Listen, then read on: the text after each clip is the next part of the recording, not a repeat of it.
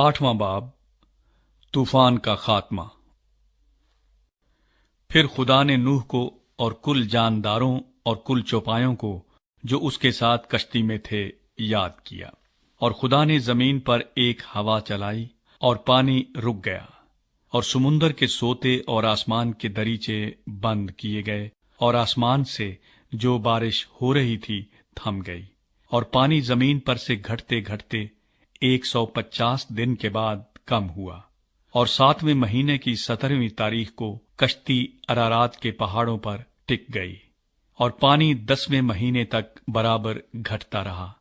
और 10वें महीने की पहली तारीख को पहाड़ों की चोटियां नजर आईं। और 40 दिन के बाद यूं हुआ कि नूह ने कश्ती की खिड़की जो उसने बनाई थी खोली, और उसने एक कव्वे को उड़ा दिया। सो वो निकला, और जब तक कि जमीन पर से पानी सूख न गया इधर उधर फिरता रहा। फिर उसने एक कबूतरी अपने पास से उड़ा दी, ताकि देखे कि जमीन पर पानी घटा या नहीं। पर कबूतरी ने पंजा टेकने की जगह ना पाई, और उसके पास कश्ती को लौट आई। क्योंकि तमाम रुए जमीन पर पानी था, तब उसने हाथ बढ़ाकर उसे ले लिया और अपने पास कश्ती में रखा। और 7 दिन ठहरकर उसने उस कबूतरी को फिर कश्ती से उड़ा दिया। और वो कबूतरी शाम के वक्त उसके पास लौट आई, और देखा तो जैतून की एक ताजा पत्ती उसकी चोंच में थी। तब नूह ने मालूम किया कि पानी जमीन पर से कम हो गया।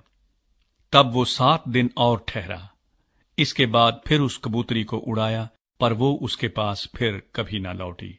और 600 पहले बरस के पहले महीने की पहली तारीख को यूं हुआ कि जमीन पर से पानी सूख गया।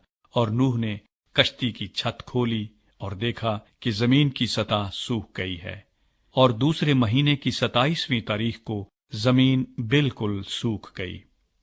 तब खुदा ने नूह से कहा कि कश्ती से बाहर निकला, तू और तेरे साथ तेरी बीवी और तेरे बेटे और तेरे बेटों की बीवियां, और उन जानदारों को भी बाहर निकाल ला जो तेरे साथ हैं, क्या परिंदे, क्या चौपाए, क्या जमीन के रेंगने वाले जानदार, ताकि वो जमीन पर कसरत से बच्चे दें और बार बार हों और जमीन पर बढ़ जाएं। तब नूह अपनी बीवी और अपने बेटों और अपने बेटों की बीवियों के साथ बाहर निकला। और सब जानवर, सब रेंगने वाले जानदार, सब परिंदे और सब जो जमीन पर चलते हैं अपनी अपनी जिन्स के साथ कश्ती से निकल गए। नूह कुर्बानी चढ़ाता है। तब नूह ने खुदावंद के लिए एक मज़बा बनाया, और सब पाक चौपायों और पाक परिंदों में से थोड़े से लेकर उस मज़बा पर सोख्ती कुर्बानियां चढ़ाई। और खुदावंद ने उनकी राहत अंगेज खुशबू ली। और खुदावंद ने अपने दिल में कहा कि इंसान के सबब से मैं फिर कभी जमीन पर लानत नहीं भेजूंगा, क्योंकि इंसान के दिल का ख्याल लड़कपन से बुरा है, और न फिर सब जानदारों को जैसा अब किया है मारूंगा, बल्कि जब तक जमीन कायम है बीज बोना और फसल काटना, सर्दी और तपिश, गर्मी और जाड़ा, दिन और रात मौकूफ न होंगे।